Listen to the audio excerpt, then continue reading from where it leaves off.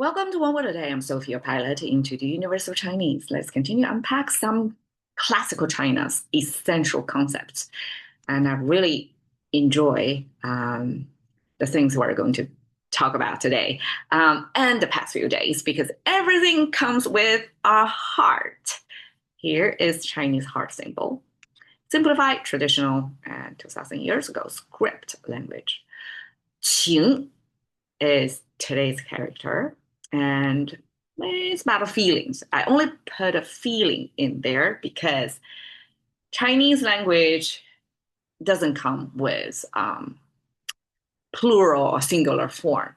Like you can you can put in however to suit the context of whatever you're talking about, but Chinese character is unchanging in that way. So when I'm translating into English, I'm not putting plural either. Um, just so you know that part. Okay. But in general, when English talk about feelings, it's usually the plural form because it's all kinds of feelings and not singular. Okay. How Chinese express feelings. To put it short, succinctly, is um, how our heart embrace the color of life. Heart, right? Our internal processing, our humanness, let's say, if we say as a human algorithm or beyond that, because the algorithm talks about the logical layer. But we also have this emotional layer, our instinctual layer.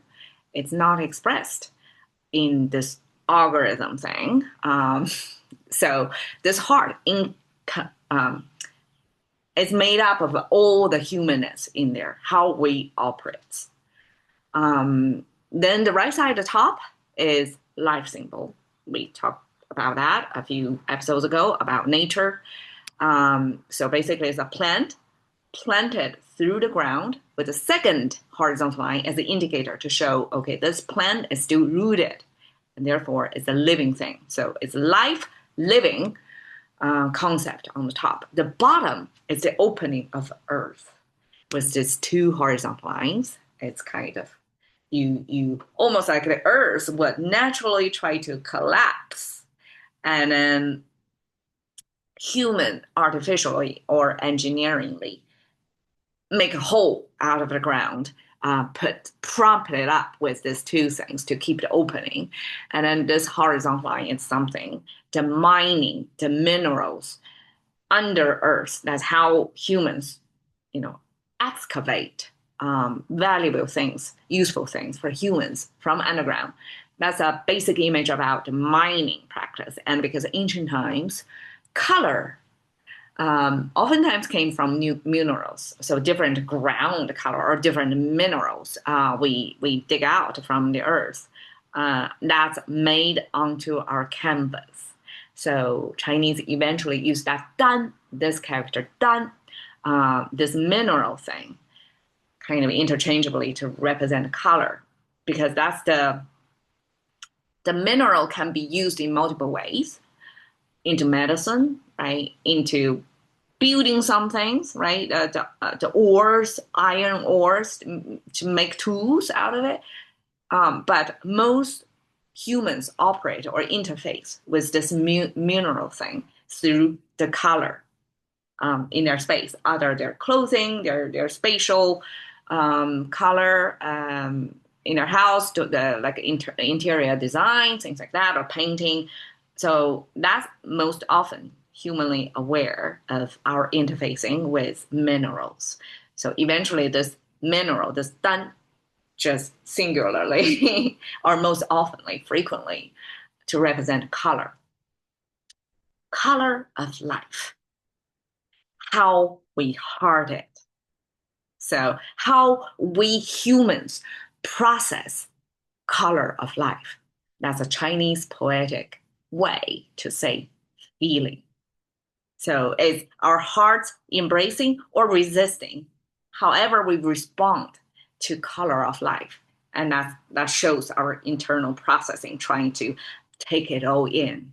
Being bright or rainy, sunshine, or dark time, all the colors of life are going to be processed here in our heart, our humanness. Okay.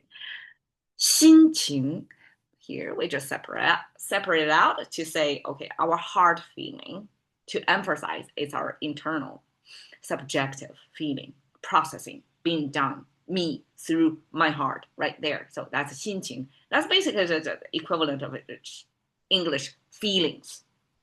爱情, love feelings. So 爱情 is some interpersonal between one, or I guess sometimes mutually, sometimes one way, of this affectionate feeling toward each other, or one way. And that's 爱情 simply is a Chinese way to say love. And we add this feeling to it to emphasize it's a lot of internal processing because a lot of things in life, we cognitively understand it. And that's it. There's no more emotional engagement. Once we understand something, we know.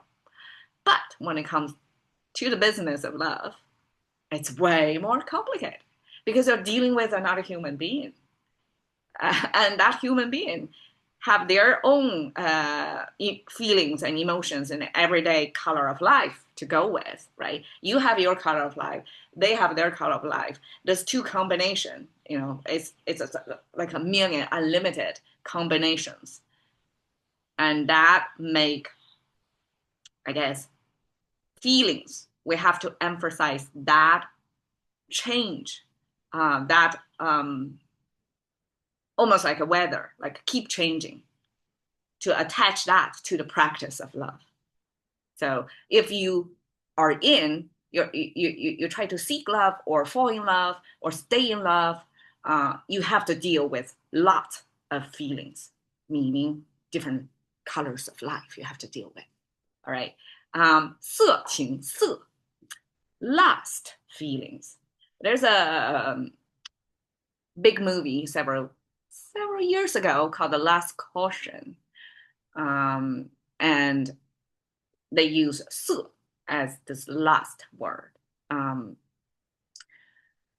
Originally, this means 色 means color, or even means aura in today's Gen Z lingo, because 色talks about the appearance of person that, okay, one interpretation is fine. Okay, so basically it's a two person. One is kneeling below and one is standing on the top. So here we're talking about, if you look at it from the lust perspective, it's one person on top of another. Okay, emotion, lust, emotion. That's one way to look at it. The second way to look at it is there is a certain power structure in there simply by placing one human on top of another human, and that bottom human is in a submissive role by like kneeling, like sitting on the heels, totally lose the power to fight back. So it's an unequal relationship right there. And then the person at the bottom got to be correctly read, the emotional state of the person standing there. So in this power structure, one has to identify, to read, most often read somewhere here, like between the eyebrows. So it's kind of a read the emotional state of the other person, correctly identify their aura, their vibe, their, I guess, either peaceful, kind today or aggressive, mean today, right? So all that reading, that's the color. That's the other version of color. So it's, in any sense, it's between humans, interpersonal vibe there. And that could be a lust thing. That could also be this power struggle thing. All right. So in this case, definitely it's pointing toward the lust part. And especially when we put in feelings, right? I guess you can also have negative. So it can be interpreted in other ways, but habitually now we're not talking about the power thing. We're talking about the lust thing here. So 色情 in Chinese simply means pornography. When we say porn, it's specialized in this lusty feelings. And we use that to indicate a whole industry or practice or art form even. And that's a Chinese pairing of this feeling next to your heart, to your love, to your lust, all that is a whole different vocabulary in English. That would be feelings, love, and lust.